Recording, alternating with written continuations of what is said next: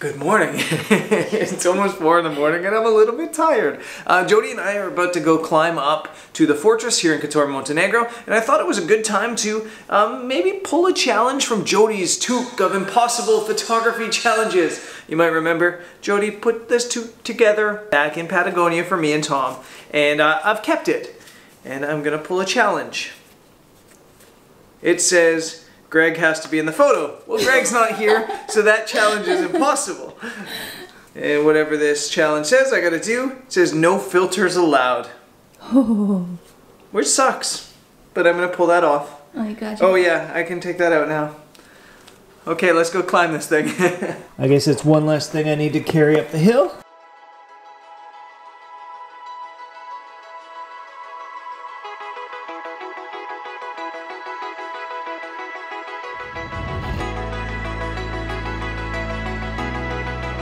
Our host at the guest house in Kotor said that there's 1,510 steps to the top of the fortress. But honestly, I lost count after like 12.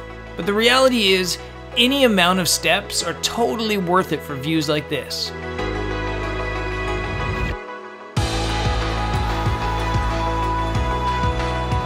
Made it. High five. Yeah. We made it to the top. As you can tell by the sweat stains on my arms, it was so easy. So easy. I'm lying. I'm out of shape.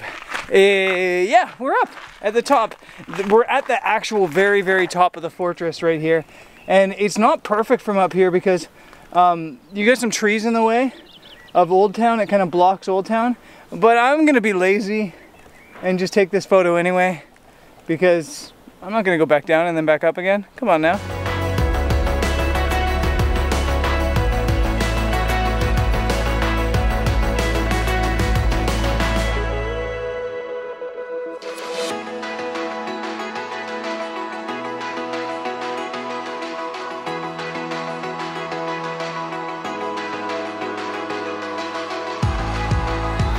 Of all the challenges I could have got today, this is by far my favorite one because I think it's an easy challenge. The black and white challenge back in Patagonia was a challenge. This one, it's not, because yes, I would love to have a grad ND filter on. There's some beautiful color in the sky, but I can fake this by simply blending two images together. I'll shoot one image at about 6 seconds, and then to create a 3-stop grad ND for the top, you just stop that down 3 stops. So 6 seconds and half is 3 seconds, then a second and a half, that's 2 stops, and then 3/4 of a second, that's 3 stops. And then you blend those two images together and it basically does the same thing. The reason I use grad filters, actually there's 2 reasons, is one, I like to be able to see what I'm doing. I like to be able to see what the final result's gonna look like. I don't do delayed gratification. I like that instant gratification of being able to see exactly what it's gonna look like. And the second reason is, a lot of times when there's lots of motion in the clouds in the sky, when you throw on that grad ND filter, you capture that better. Without a grad ND filter, I'm taking one photo for the foreground at 6 seconds and one that's not even a full second for the sky, so it's not gonna grab any motion in the sky.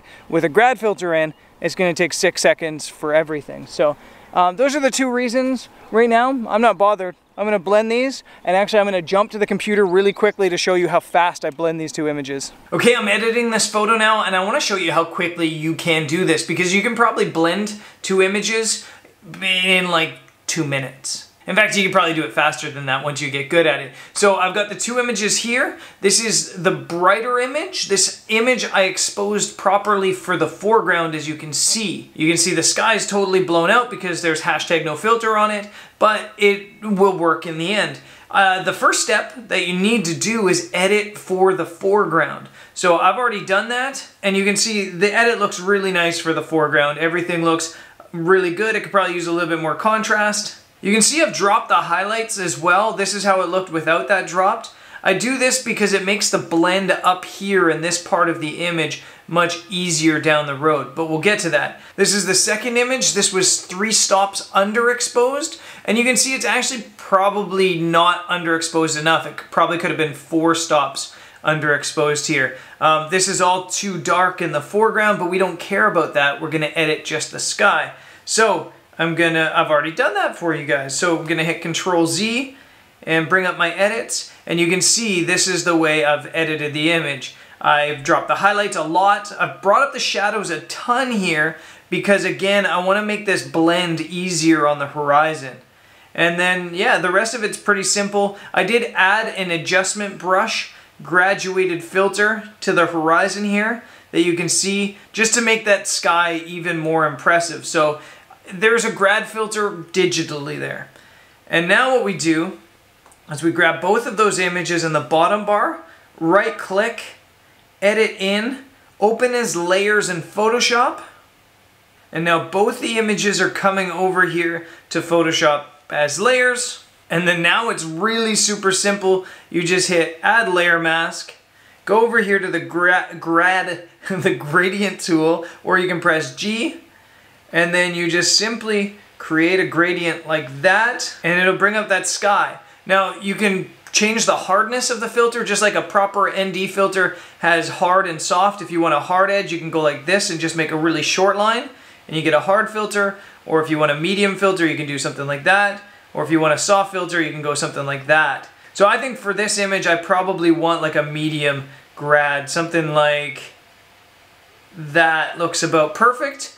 And then you just hit Control S or File Save, and actually it'll bring the image back over to Lightroom.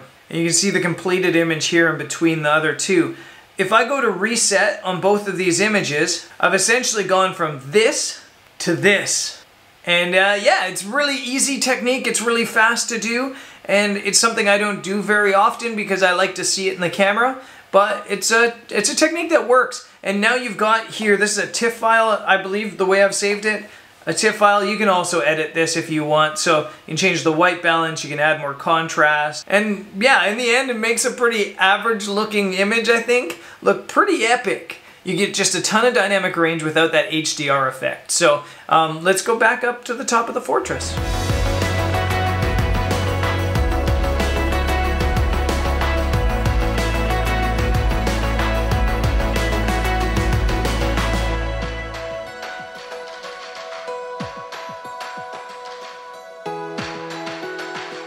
And back up at the fortress, I moved on from the photo we just edited. I'm trying to find details in the old town. I'm trying to create scale. So I've gone to a simple tilt shift style image. And yes, there'll be an editing tutorial on this technique soon. And sure, this is a digital filter. But great images aren't about the edit. They're about the scene and the composition. I think we kind of get caught up in this idea that we need filters, we need a tripod, we need perfect light to get the perfect photo. But a lot of it just comes down to simple composition and trying to tell a story with an image. So we're on the trail back to downtown, and we've come to this church, and this is like one of my favorite places in the world. I just love this old, this church ruin just on the back side of the wall in Couture. And I've climbed up on this wall in the backside, and there's a trail leading towards it. There's this old wall here, and then there's the church, this really tall, pointy tree, and the mountains behind it. And it's now an hour after sunrise. The light's definitely not perfect, but it's just like a good story. It's a good mood. It's a good image. So I think we kind of get caught up in the idea of filters and tripods and all the gear, when sometimes it's just a simple photo.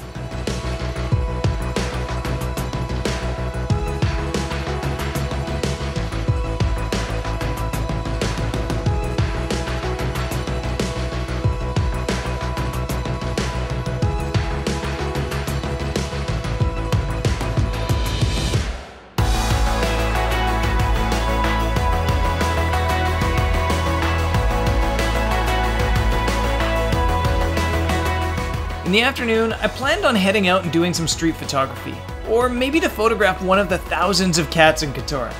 Instead, Jody and I were distracted by the food and the ice cream. And you know what? That's okay.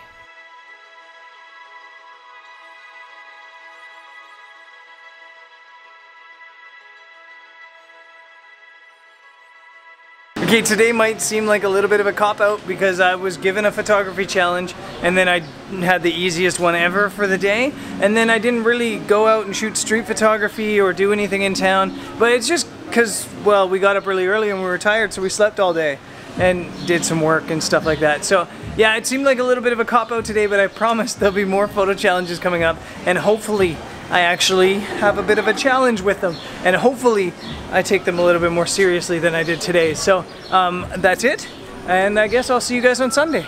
Peace.